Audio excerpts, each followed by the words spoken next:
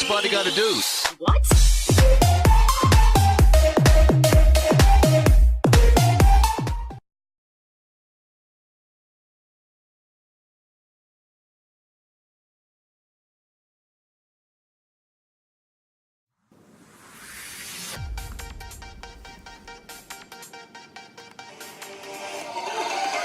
What's Spotty got to do?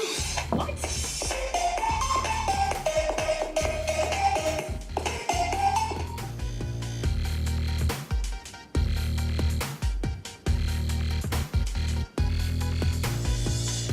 Hello guys, and welcome back to another episode of Building Curtopolis. I'm Dauntless Relic, and we today are going to finally get started on the downtown area. Today we are going to build a very unique skyscraper. The way that it's going to be shaped is it's going to have 4 squared sides, and then the front side is going to be a flat glass piece. Now it's kind of hard to picture in your mind, but just stick with me and I'll show you exactly what we're talking about. First thing we're going to do is we're going to lay down the foundation to it. We're just basically going to do these straight block edges, and we're going to build a little bit of a box right here, and then we're going to go up from there and start setting up the top. Now, the way the top's going to be laid out is it's going to have a type of stair step type of design, and it'll take us a couple of episodes to get through this, so just bear with me. And once again, as before, we're not going to be doing any of the interior on this. We're just basically going to do the outside. As we started in last episode, episode 5, I just thought as you get the hang of this build, I'm just going to tell you a little bit of a story. And on today's story, we're going to be talking about what happened when I was a kid and we were caught trespassing at my neighbor's. We lived along the river in the town I grew up in New Mexico, and we had a neighbor next door that had a lot of land. Well, he also had this really awesome boathouse that was just the right height for us to jump off of into the river. So, although we knew better, we would go over there and climb on the top of his boathouse and jump off. Well, most of the time, this happened without any reaction from the man. But on this one particular day, we all snuck over there. Me, my brother, and a couple of friends climbed the fence and ran over there and spent probably 20 minutes jumping off of his boathouse, swimming back up to the shore, and jumping off again. This went on for a while until we heard some yelling coming from the area towards the house.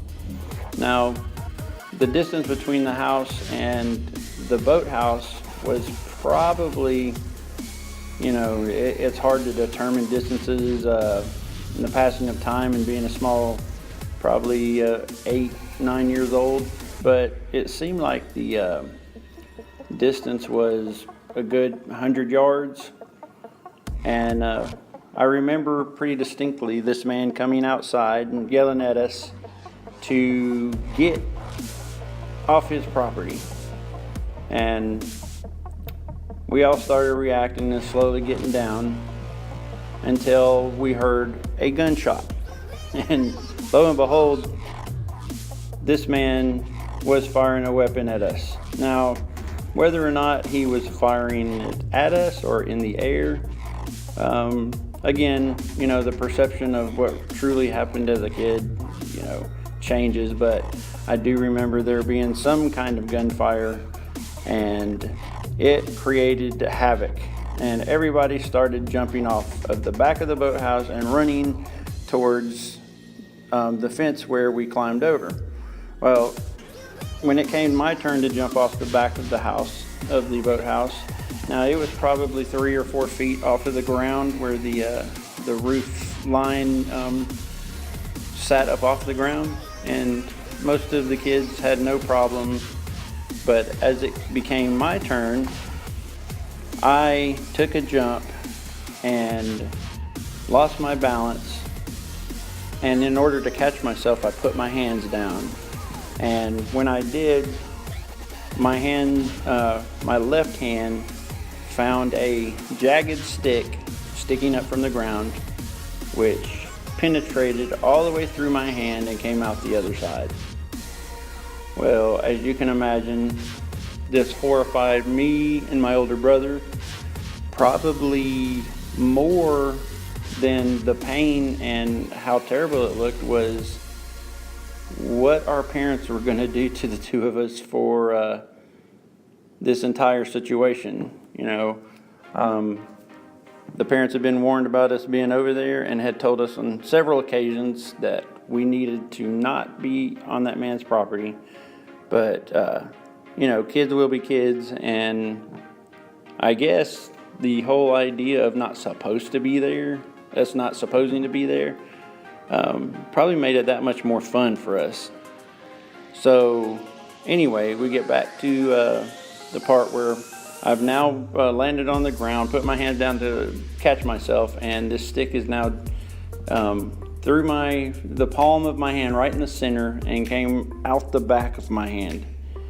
And so we, now keep in mind, this man is still advancing on us at the boathouse. So we're trying to exit the area as quickly as possible. And so we get across the fence. We lived in an apartment complex that sat directly next door to this man's property. And so when we got to the part where we had to confront the mom, my older brother had to explain to my mom why it was that he let his younger brother get injured to such magnitude.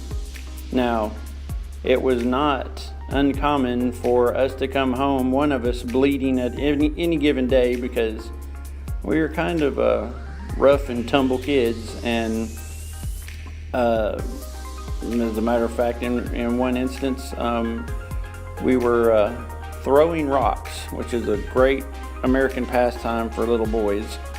But we were throwing rocks at the river in the same apartment complex. And I was standing below my older brother. This is a totally different situation, but I was standing below him, and he decided that he felt he was much stronger than he actually was. So he picked up a big chunk of concrete and proceeded to throw it into the river over my head.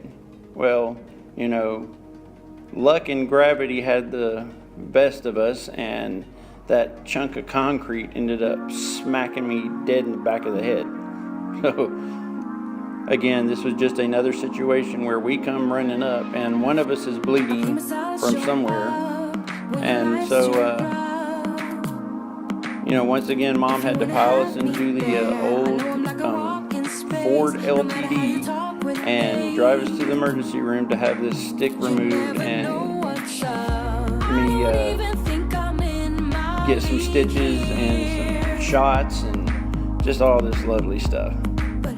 This was just another case of kids being kids, and I learned at that age, probably the most valuable thing I took away from this was that when there's a no trespassing sign on someone's property, they're usually pretty serious about you staying off their land, kid or no kid.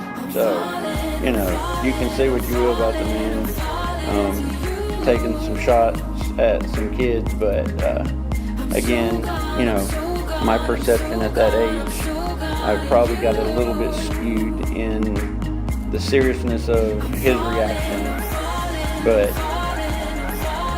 my recollection of the stick sticking through my hand and the situation that transpired after that is 100% accurate. So anyway, that will conclude the story for this episode. And if you've been following along with the build, as you can see, we've done a stair-stepping pattern here on, what you need to do is you do the two corners that you want facing, you want your glass to face. Now they're both going to come off of this. I say two corners. It'll be two corners at the top. You're going to start it off of the same corner on the bottom. So as you can see, you go up, and it's like you do a stack of five times, then four times, then three times, two times, and then until you get to the top one, and then you're going to go back down to the corner and do the same thing coming off the other edge of the same corner and go up. You can just watch the video to see exactly what I mean by that, but it'll make sense to you once you see what's going on. So that's going to conclude the little bit of a tutorial and the story for episode 6. Guys, I really appreciate you joining me on this adventure as we build Curtopolis, and we're really going to make an epic city here. Again, as I've told you on every other occasion, please leave comments and let me know what you think, or let me know what kind of buildings that you'd like to see happen here, any improvements, things you feel I'm doing wrong or I could do better. I do plan on, in episode 10, is I'm going to take you on a tour of the original Curtopolis. This is actually known in my save location as New Curtopolis. And the original one is where I was learning a lot of stuff. Now, there's many things in that I really like, and there's many things in that I'm not crazy about. But I learned a lot while I was doing it, and that inspired me to go back and start a whole new city and just try to do it over again the way that I want it done. So thanks a lot for joining me. Please like this video, subscribe, comment, and please invite your friends to check it out. Things will get better as we progress, and I really would love to have you guys along with me all the way to the end. I'm going to have some secrets. I'm going to work some games out into this. We're just going to have a lot of fun at the end of this. I want to do a bunch of redstone work, and I'd like to build a factory in this thing where it actually operates. So that's just some ideas I have. Again, like, subscribe, comment, and I will see you on the next episode. Thanks a lot, guys.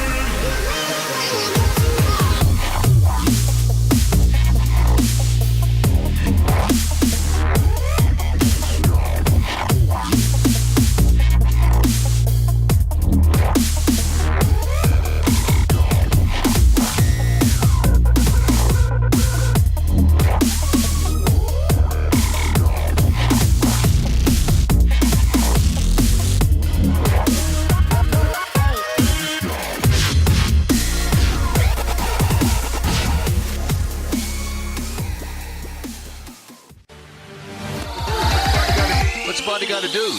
What?